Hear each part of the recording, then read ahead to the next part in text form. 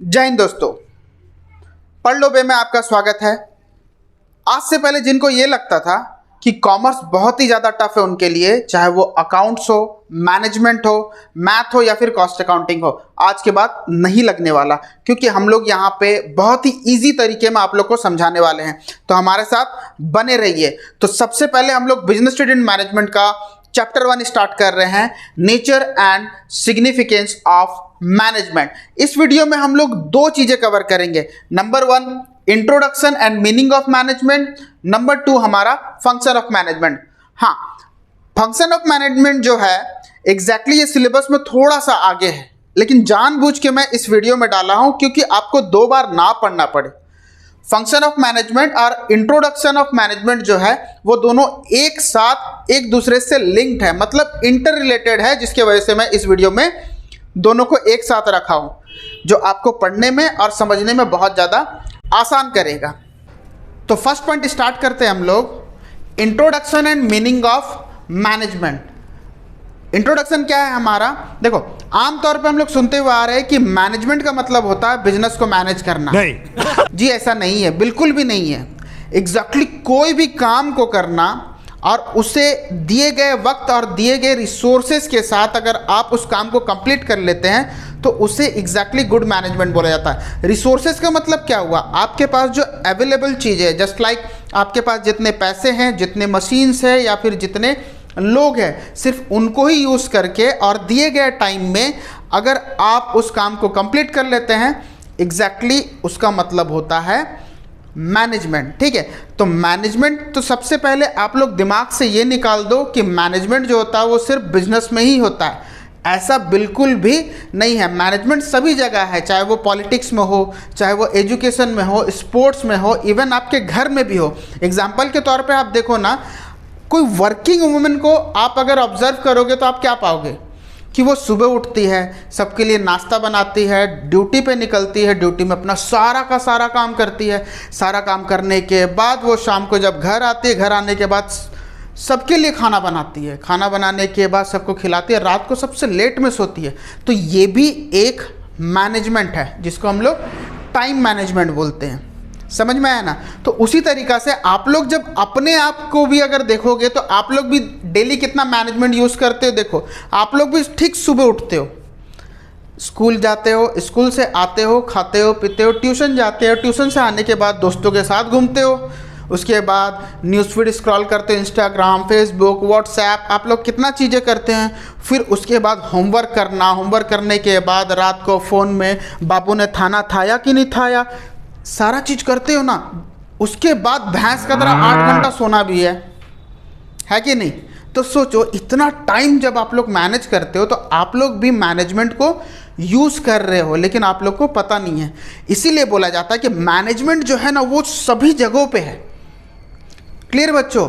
इसको थोड़ा अगर हम लोग टेक्निकल वर्ड में समझे ना तो देखो, मैनेजमेंट होता क्या है? Management is the process of getting thing done with the aim of achieving goals effectively and efficiently. तो मैनेजमेंट का मतलब यहाँ पे क्या बताया गया कि मैनेजमेंट एक प्रोसेस है। जो भी काम मैनेजमेंट का प्रोसेस से करते हुए आप अगर ख़त्म कर दो, लेकिन वो इफेक्टिवली भी होना चाहिए और एफिशिएंटली भी होना चाहिए। इफेक्टिवली का मतलब होता है कंप्लीट टास्क ऑन टाइम, और एफिशिएंटली का मतलब होता है इफेक्टिव यूटिलाइजेशन ऑफ रिसोर्सेज। देखो, इसको थोड़ा हम लोग डीपली समझते हैं कि मैनेजमेंट का प्रोसेस क्या है। POSD इसका मतलब क्या है? P for planning, organising, staffing, directing and controlling. अगर कोई भी काम मैनेजमेंट के प्रोसेस से होते हुए, इन 5 चीज़ों से होते हुए आप अगर काम ख़त्म कर लो और वो काम इफेक्टिव होना चाहिए। इफेक्टिवली का मतलब होता है कंप्लीट टास्क ऑन टाइम, आप अगर टाइम में ख़त्म कर दो, और एफिशिएंटली का मतलब होता है इफेक्टिव यूटिलाइजेशन ऑफ रिसोर्सेज, और आपके पास जो रिसोर्सेस है सिर्फ उसे ही यूज़ करके आप अगर अपना काम को ख़त्म कर देते हो तो ये गुड मैनेजमेंट है। तो मैनेजमेंट का मतलब हम लोग क्या समझे टेक्निकल वर्ड में, कि जो काम हम लोग मैनेजमेंट का प्रोसेस को यूज़ करते हुए टाइम पे और जो रिसोर्सेस हमारे पास है उसे अगर यूज़ करते हुए ख़त्म कर दे तो इसे ही बोला जाता है एक गुड मैनेजमेंट। तो क्लियर हो रहा है यहाँ पे। तो पॉइंट 2 स्टार्ट करने से पहले आप लोग को ये बता दूं बच्चों कि लास्ट में मैंने एज ए कंक्लूजन एक छोटा सा स्टोरी डाला हुआ जो कि 1 से 2 मिनट में आपको ये पूरा का पूरा वीडियो डिफाइन कर देगा, तो ज़रूर देखना उसे। तो टॉपिक 2 है हमारा फंक्शन ऑफ मैनेजमेंट। जो टॉपिक 1 में मैंने बताया था कि मैनेजमेंट क्या है, एक प्रोसेस है। वो प्रोसेस था क्या हमारा, POSDC, planning, organising, staffing, directing and controlling. ठीक है, टॉपिक स्टार्ट करने से पहले मैं आप लोग को बता दूं कि इस वीडियो को आप लोग अगर स्टार्टिंग से लेके एंड तक ढंग से देखते हो तो आपका 40 to 50% सिलेबस यहीं पे खत्म हो जाएगा। आपको 40 to 50% बुक जो है आसानी से समझ आने वाला है। और इस पॉइंट्स को डिटेल में स्टार्ट करने से पहले मैं आप लोग को बोल दूं कि इस वीडियो से थोड़ा भी अगर आप लोग को वैल्यू मिले ना तो लाइक ज़रूर कीजिएगा, सब्सक्राइब जरूर कीजिएगा और बेल आइकन को इतना ज़ोर से प्रेस कीजिए कि आजू बाजू वाला लोग बहरे हो जाए। दोस्तों के साथ शेयर जरूर करें और हाँ, कमेंट बॉक्स पे एज ए फीडबैक अपना फीडबैक ज़रूर दें। तो स्टार्ट करते हैं हम लोग अपना पॉइंट 2 डिटेल में। तो फर्स्ट पॉइंट स्टार्ट करते हैं हमारा प्लानिंग। प्लानिंग का मतलब एग्जैक्टली होता क्या है, deciding future course of action in advance. इसका मतलब ये है कि फ्यूचर में हम लोग जो भी चीज़ें करने वाले हैं उसे एडवांस में डिसाइड कर ले, प्रेजेंट में डिसाइड कर ले। थिंकिंग बिफोर डूइंग, करने से पहले सोच लेना। देखो फ्यूचर में हम लोग क्या क्या चीज़ें कर सकते हैं, जस्ट लाइक हमारा यहाँ पे प्राइस डिसाइड करना, प्रोडक्ट का क्या होगा, उसका पैकिंग कैसा होगा, उसका रैपलिंग कैसा होगा, हमारा पॉलिसी कैसा होगा, रूल्स क्या होगा, रेगुलेशंस क्या होगा फ्यूचर में, बिजनेस से रिलेटेड जितना भी चीज़ें जो हम लोग फ्यूचर में करने वाले हैं, चाहे यह हमारा मार्केटिंग हो, प्राइस प्रोडक्ट हो, सारा चीज़, कॉस्टिंग कितना पड़ेगा, सारा चीज़ डिसाइड कर लेना अभी ही। इसीलिए बोला गया है प्लानिंग का मतलब deciding future course of action in advance. इसमें एक्टिविटी हमारा क्या क्या इन्वॉल्व होने वाला है इस चीज़ को भी देखते हैं। सबसे पहला व्हाट टू डू, क्या करना है। दूसरा हमारा हाउ टू डू, कैसे करना है। तीसरा हमारा व्हेन टू डू, कब करना है। And who will do the particular task, हमारा क्या होगा, कैसे होगा, कब होगा और कौन करेगा। यही चीज़ को डिसाइड कर लेना जो फ्यूचर में होने वाला है, उसे ही हम लोग प्लानिंग बोलते हैं। क्लियर हो गया बच्चों। तो पॉइंट सेकंड है हमारा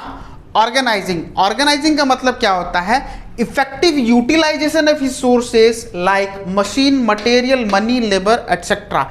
इसका मतलब ये है कि हम लोग प्लान करके जो भी चीज़ें डिसाइड किए कि फ्यूचर में हमें करना क्या है, कितने लोग लगेंगे, कितने पैसे लगेंगे, क्या क्या चीज़ें हमें करना है फ्यूचर में, कब करना है, कहाँ करना है, ये सारा चीज़ को अरेंज करके देना, ये हमारा ऑर्गेनाइजिंग का काम है। समझ में आ रहा है। कितने मटेरियल लगेंगे ये ऑर्गेनाइजिंग उसे अरेंज करके देगा, कितने पैसे लगेंगे ऑर्गेनाइजिंग उसे अरेंज करके देगा, कितने लोग लगेंगे और कौन लोग क्या क्या काम करेंगे, ये सारा चीज़ अरेंजमेंट करने का जिम्मेदारी ऑर्गेनाइजिंग का है। ठीक है, इसमें एक्टिविटी इन्वॉल्व क्या होता है, मतलब क्या क्या चीज़ें इसमें होंगे। सबसे पहले हमारा अरेंजमेंट ऑफ रिसोर्सेज, मतलब काम करने के दौरान क्या क्या रिसोर्सेज ज़रूरत होगा, चाहे वो मटेरियल हो, लोग हो, पैसे हो या किसी भी टाइप का रिसोर्सेस, ये ऑर्गेनाइजिंग उसे अरेंज करके देगा। सेकंड हमारा क्लासिफिकेशन ऑफ वर्क, काम को जो बांट दिया गया था उसमें किस टाइप के लोग लगेंगे उसको अरेंज करके देना। और असाइनिंग द ग्रुप्स बना के देना, चाहे वो मटेरियल का हो, मशीन्स का हो या फिर लेबर का हो, उसका असाइन करना, ये किसका ऊपर जिम्मेदारी है, ऑर्गेनाइजिंग के ऊपर। क्लियर हुआ बच्चों। ऑर्गेनाइजिंग क्या होता है कि इफेक्टिव यूटिलाइजेशन ऑफ रिसोर्सेज, जो भी हम लोग प्लान करने के दौरान जो भी चीज़ सोचे थे उसे अरेंज करवाना। क्लियर। तो पॉइंट थर्ड है हमारा स्टाफिंग। स्टाफिंग का मतलब क्या हुआ, finding right person for right job. इसका मतलब ये है जिस काम के लिए जो वर्कर सुटेबल है उसे ही लिया जाए।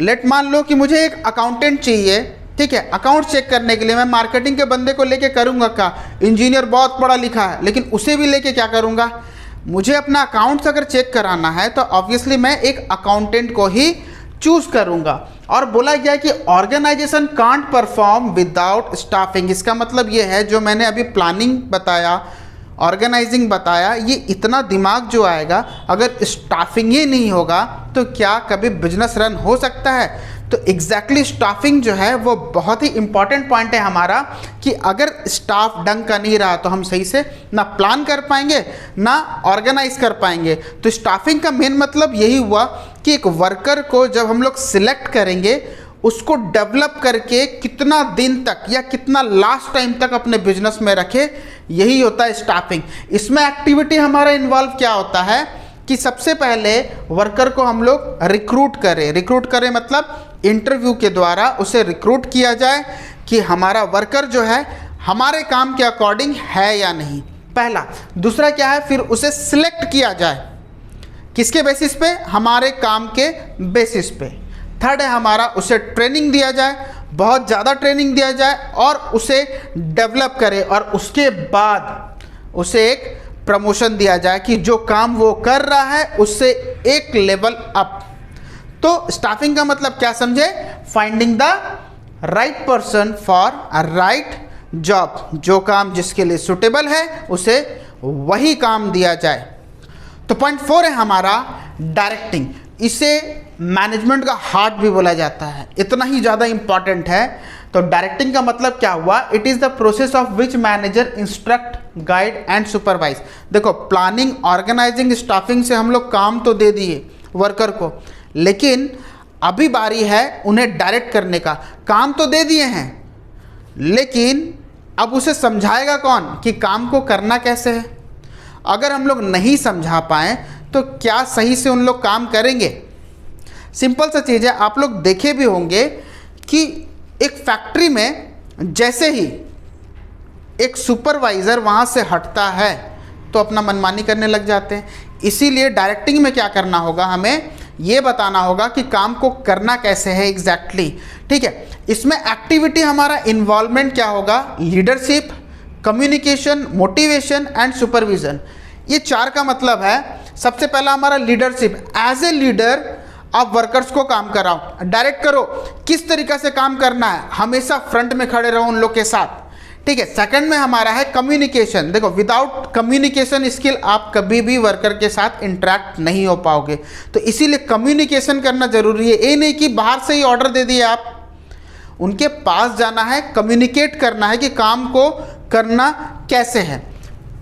मोटिवेशन, आप मोटिवेट करते रहिए कि आप अगर ढंग से काम करेंगे तो आपको अप्रेजल जरूर मिलेगा, रिवॉर्ड जरूर मिलेगा काम के बदले में। अगर आप अच्छा काम करते हैं तो आपको एक इंसेंटिव अच्छा सा मिलेगा।